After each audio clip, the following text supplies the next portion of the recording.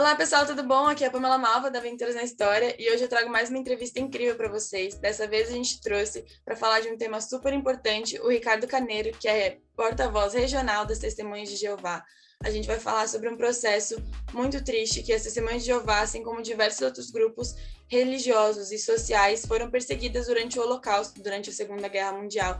E a gente vai falar com o Ricardo justamente sobre como as Testemunhas de Jeová foram perseguidas nesse momento, como rolou esse processo.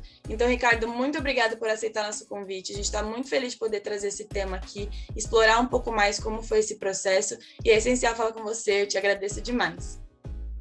Nós que agradecemos, Pamela. Muito obrigado aí pela oportunidade de a gente falar de um assunto tão importante, tão caro para nós, viu? Sim. Então já vamos começar direto. Antes da gente começar a falar um pouquinho mais sobre como foi essa perseguição, como as Testemunhas de Jeová foram tratadas em todo esse período, eu queria saber se existe algum tipo de registro de quantas Testemunhas de Jeová existiam durante o Holocausto nos países que foram dominados pela Alemanha nazista, e dessas, quantas foram vítimas do Terceiro Reich? A gente tem algum tipo de documento que pontua os números mesmo? Na realidade, cada congregação das Testemunhas de Jeová tem o seu registro que os integrantes voluntariamente permitem que seja registrado, né? Então, pelos registros das congregações da época, havia cerca de 35 mil Testemunhas de Jeová nesses países que foram ocupados, né, pela Alemanha nazista, como também a Áustria, a Polônia, a Holanda, a antiga Tchecoslováquia. Dessas 35 mil, pelo menos 4.200 foram levadas a campos de concentração. Dessas 4.200, cerca de 1.600 morreram, sendo que quase 400, cerca de 370, foram executadas ou em pelotões de fuzilamento ou através de decapitação, e os outros morreram devido aos maus tratos, e, lamentavelmente, 39 menores de idade entre esses que morreram. Sem contar as crianças que foram tiradas das famílias, como aconteceu também com os judeus, né? Mas no caso das Testemunhas de Jeová, elas foram tiradas para serem colocadas em reformatórios nazistas ou famílias de pessoas que apoiavam o nazismo para poderem ser doutrinadas na ideologia nazista. E você falou agora desse processo de doutrinação mesmo. Essa é uma parte que foi, digamos, crucial para entender o motivo por que as Testemunhas de Jeová foram perseguidas, né? E eu queria entender um pouco mais sobre isso, porque a gente falar sobre números é uma coisa, falar sobre essas pessoas que são histórias realmente, assusta muito falar sobre números, mas por que esses números aconteceram? Por que as Testemunhas de Jeová foram perseguidas pela Alemanha nazista? Bem, Pamela, foi o único grupo que foi perseguido por causa das suas crenças religiosas.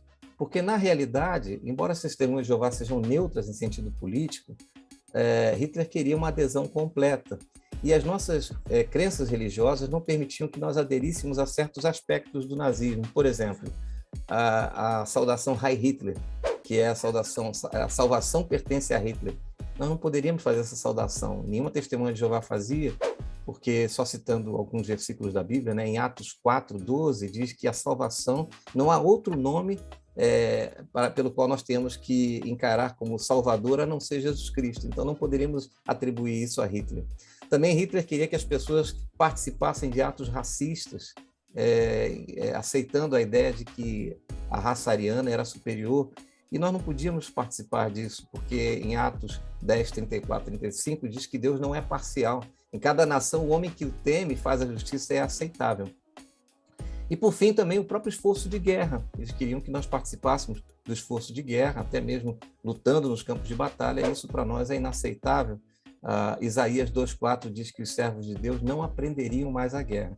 Então, devido a tudo isso, nós não abríamos mão da nossa posição, nós fomos perseguidos. Agora, um dado interessante, que poucas pessoas sabem, é que poucos anos antes de começar a Segunda Guerra Mundial, Hitler já estava preparando os campos de concentração e algumas pessoas já tinham sido enviadas a campos de concentração.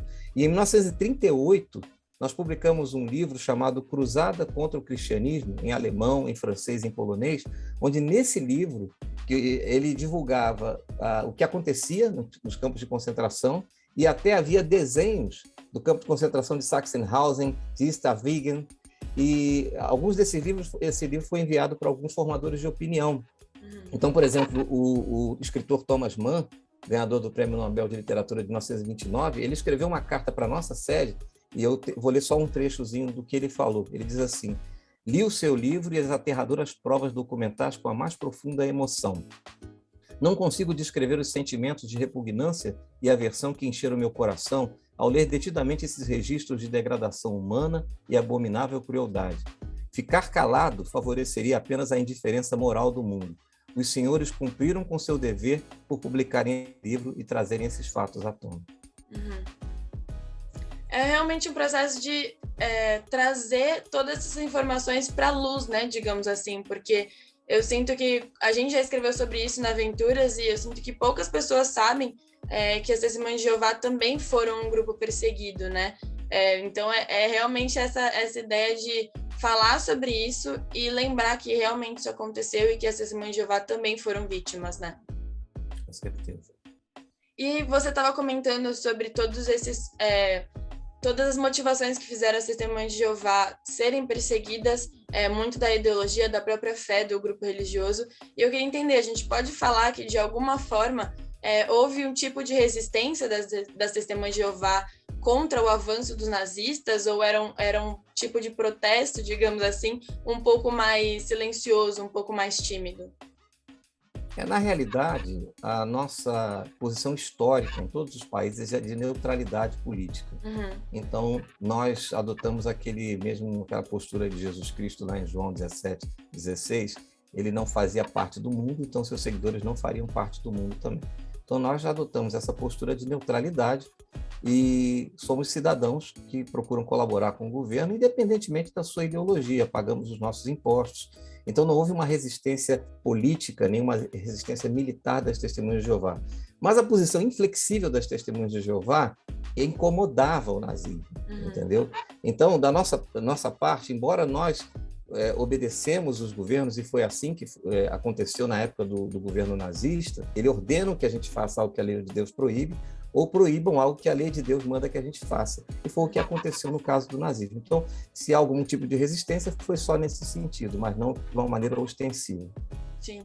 E estendendo um pouco mais aquele momento que você comentou que as Testemunhas de Jeová foram o único grupo perseguido exatamente por sua ideologia, pela sua fé, eu queria estender um pouco mais essa ideia e perguntar, de alguma forma a gente pode relacionar a maneira como as Testemunhas de Jeová foram perseguidas com a forma que aconteceu com os judeus, ou foram maneiras completamente diferentes, motivações completamente diferentes também?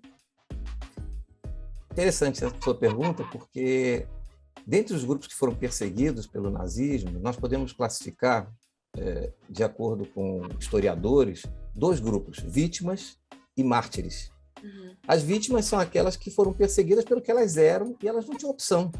É o caso dos judeus, né? No caso de ser o judeu, uma pessoa que era cigana, pela postura dela, ela foi perseguida e não tinha opção. O mártir é aquele que tem opção. Ele aceita a opressão para não abrir mão dos seus princípios. Então foi o caso das Testemunhas de Jeová. Eles tinham uma opção de não passar por aquilo, mas eles preferiram aceitar aquilo, não que são masoquistas e quisessem sofrer, mas preferiram aceitar aquela situação para não abrir mão dos seus princípios. A diferença da motivação é apenas essa. Os judeus foram vítimas e nós nos solidarizamos com tudo que aconteceu com eles. Foi uma coisa de uma crueldade incomparável. Mas, no nosso caso, nós fomos atacados e acabamos sendo mártires, porque nós tínhamos opção de não passar por aquilo. Uhum. E qual era essa opção? Porque realmente o regime nazista deu essa escolha, digamos assim, né? Que, se você perceber, não era bem uma escolha, era mais uma coerção, digamos, não sei se podemos dizer dessa forma, mas qual foi essa escolha, como aconteceu esse processo, o que as Testemunhas de Jeová podiam ganhar aceitando essa outra possibilidade, o que elas perderiam não aceitando, que foi o que aconteceu com a grande maioria? De fato, havia um documento que, do ponto de vista jurídico, de uma maneira geral, seria totalmente anulável, porque seria assinado sob coação. Uhum. Então, a motivação da assinatura desse documento seria essa. Mas, na realidade, para os nazistas, isso não importava. Eles providenciaram, em 1938, a partir de 1938, um documento, uma declaração, que ficava em todos os campos de concentração e também nas delegacias, onde a Testemunha de Jeová, se ela assinasse aquele documento, ela estaria renunciando à sua fé, aceitando o regime nazista como a sua ideologia de coração denunciando, se dispondo a denunciar companheiros e até pegarem armas e ir para a guerra defendendo o regime nazista. Segundo os historiadores, pouquíssimas testemunhas de Jeová assinaram essa declaração. E isso representava uma vitória moral para as testemunhas de Jeová, porque para os nazistas não era interessante matar uma testemunha de Jeová. Quando a testemunha de Jeová era executada, isso era uma vitória moral para as testemunhas de Jeová. Para os nazistas, eles queriam quebrantar a integridade. E tem até um fato interessante, que você me permite eu relatar, de um caso específico, de um prisioneiro em Sachsenhausen.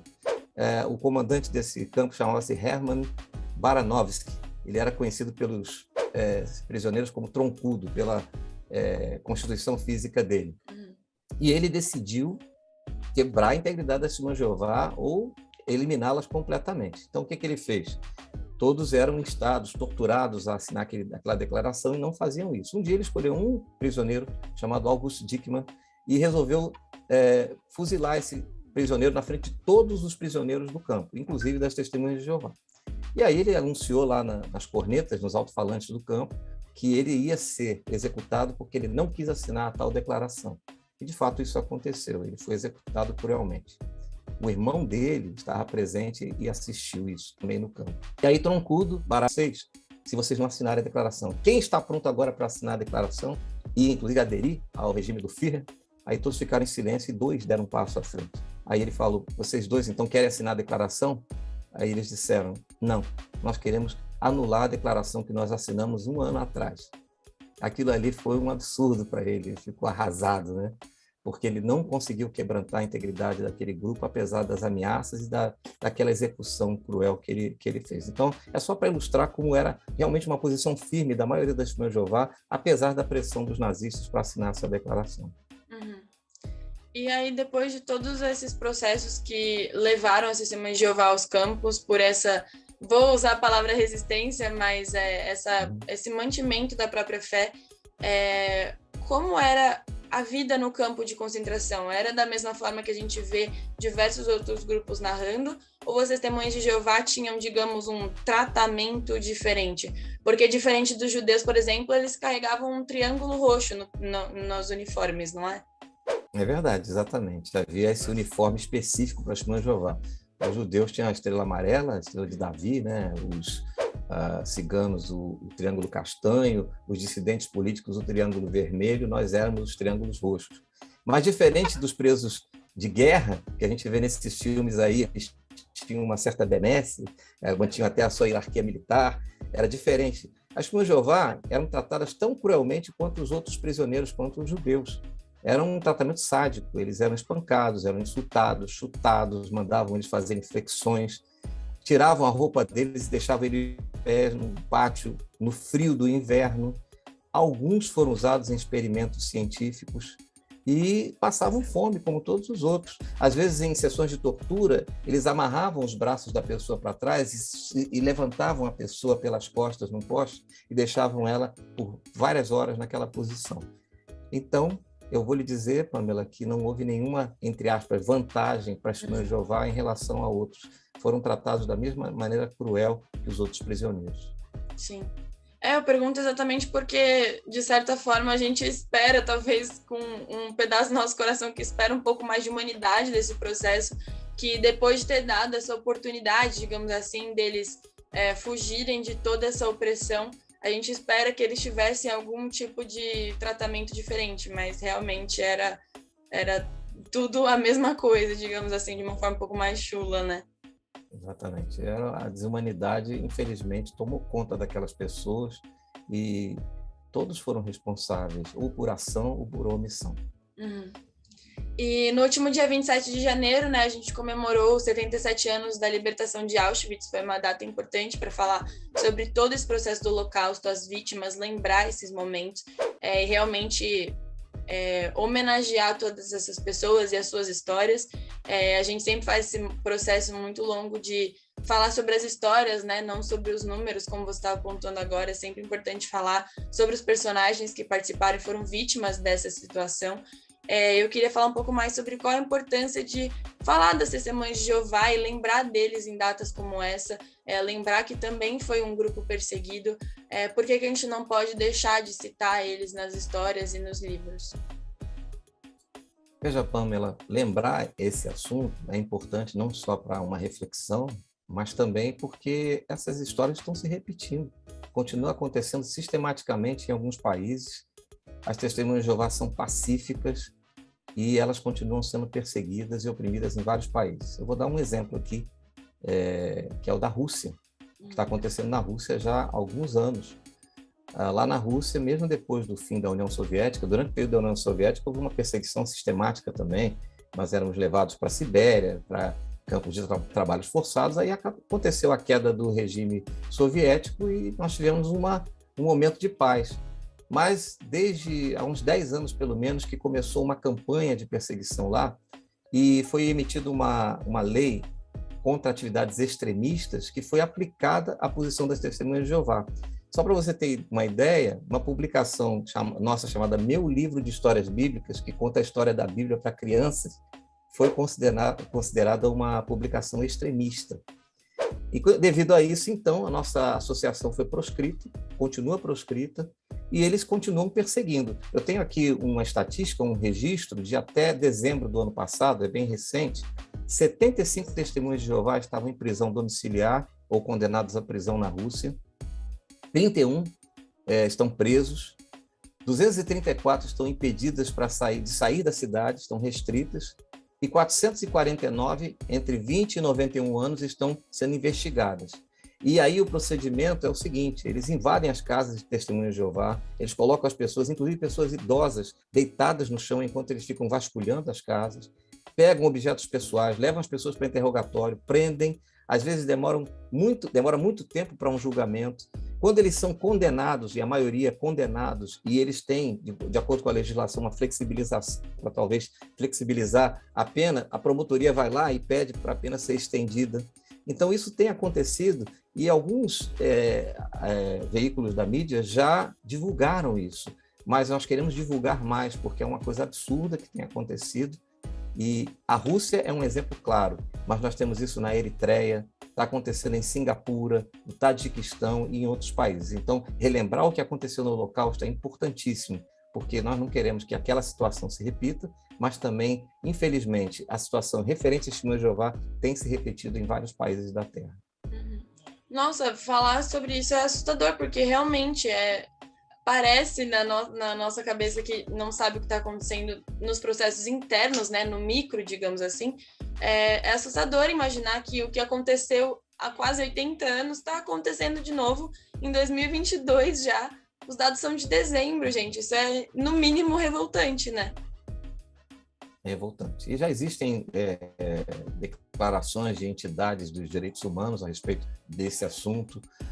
A nosso site, jw.org, divulga muito isso, mas nós sentimos ainda falta de um envolvimento maior, porque, às vezes, algumas minorias que são perseguidas em Mianmar, por exemplo, deve ser divulgada essa perseguição, ou em outros países, isso toma um corpo na mídia, e isso que está acontecendo com quase 200 mil pessoas na Rússia, fora em outros países satélites, muitas vezes isso não é divulgado. Mas por isso que eu agradeço muito a oportunidade de poder falar sobre isso aqui, viu? Imagina, eu fico muito feliz, inclusive, que você tenha trazido esses dados, porque, de certa forma, falar sobre as histórias é uma coisa, mas quando a gente traz números, se torna um pouco mais assustador, né? E falar sobre esses números e tão recentes é realmente muito alarmante. E essa seria uma próxima pergunta que eu ia te fazer.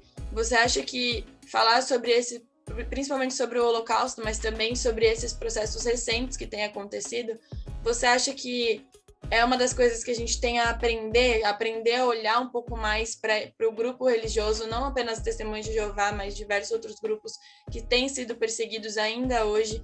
É uma lição que a gente tem a aprender a realmente abrir um pouco mais os olhos e começar a prestar um pouco mais de atenção? Quais outras lições a gente tem a aprender falando sobre isso? Nós temos percebido, Pamela, que a intolerância tem tomado conta de muitas pessoas e, às vezes, algumas sociedades mesmo. E nós vivemos numa sociedade pluralista. As pessoas têm conceitos diferentes, religiões diferentes, posturas diferentes. Mesmo que você tenha uma postura pessoal e ache que a da outra é errada, você tem que conviver de maneira pacífica com essa pessoa.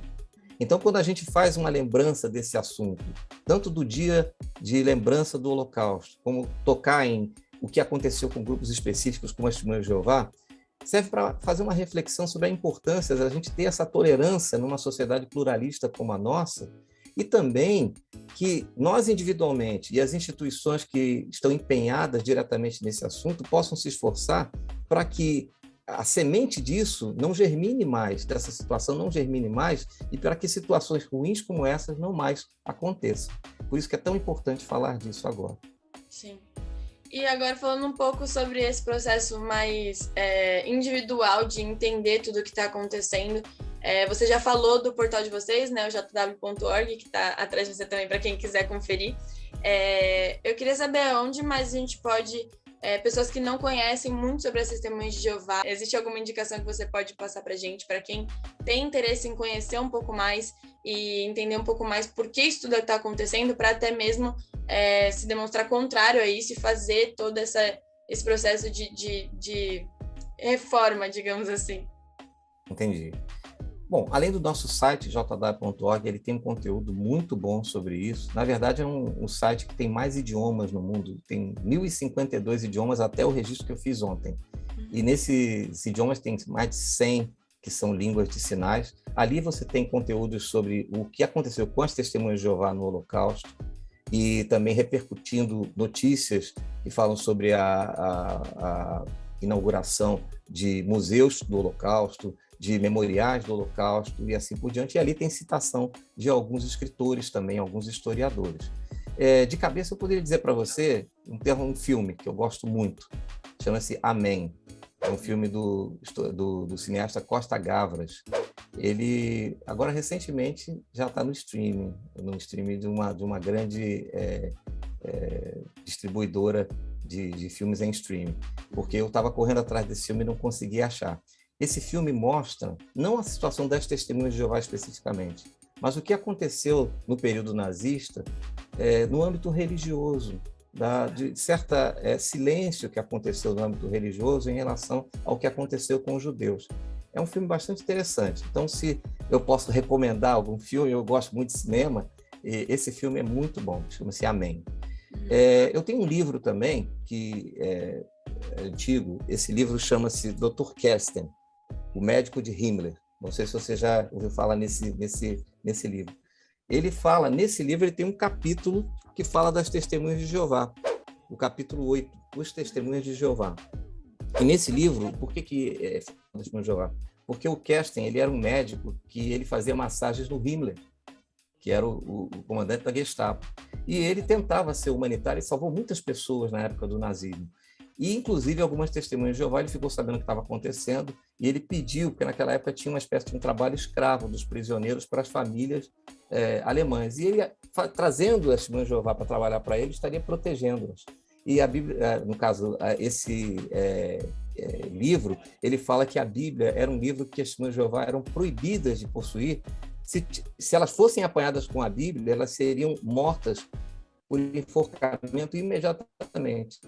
Então, quando algumas Testemunhas de Jeová chegaram na casa do Kersten, esfarrapadas e esqueléticas, diz ele que a primeira coisa que elas pediram foi uma Bíblia. E ele entregou a Bíblia dele com letras garrafais, com o nome dele, mostrando que pertencia a ele, porque se elas fossem apanhadas com a Bíblia, elas poderiam ser executadas. Então, recomendo esse livro também como um livro importante, porque ele fala especificamente do caso das Testemunhas de Jeová. Tá bom? Sim. Nossa, Ricardo, juro, você deu umas indicações que, saindo daqui, eu vou assistir e vou procurar o livro, porque eu já tinha estudado falar. Você vai gostar muito do filme, viu? É muito bom. É muito bom. Eu acho que eu perguntei de filmes exatamente por isso, porque quando a gente vê, né, é uma reação completamente diferente também. É muito interessante mostrar que esses episódios e essas situações também estão no cinema, não é só uma situação, digamos, acadêmica que você encontra em livros. Então, falar de filme é muito importante também, porque traz essa proximidade e a gente entende que em 1 hora, 2 ali, a gente vai poder entender um pouco mais sobre como tudo aconteceu, né? Verdade. Ricardo, essas foram as minhas perguntas para você. Eu agradeço demais a sua presença, você ter aceitado o nosso convite. É sempre muito importante falar sobre esse tema e ter pessoas como você para falar sobre ele é uma honra de verdade. Então, obrigada mesmo. Espero que a gente possa se falar mais algumas vezes e eu vou fazer de tudo para te trazer aqui mais algumas vezes, viu? Bom, vai ser um prazer, Pamela. Obrigado pelas perguntas, foram muito apropriadas, viu? E da nossa parte aqui, estamos à disposição. É muito prazeroso para a gente poder falar desse assunto de uma maneira tão isenta e de maneira tão acolhedora como você fez aqui conosco, viu? Obrigado a você, obrigado também à revista Aventuras na História, viu? A gente agradece com todo o coração. A gente espera por próximas oportunidades para falar sobre esse assunto. Para quem gostou, espero que vocês tenham curtido muito a nossa conversa. Para quem assistiu, obrigada. Se vocês tiverem alguma sugestão, quiserem saber um pouco mais sobre o tema, comenta aqui embaixo para a gente também. E não esqueçam de seguir a gente nas nossas redes sociais. Um beijo e até mais.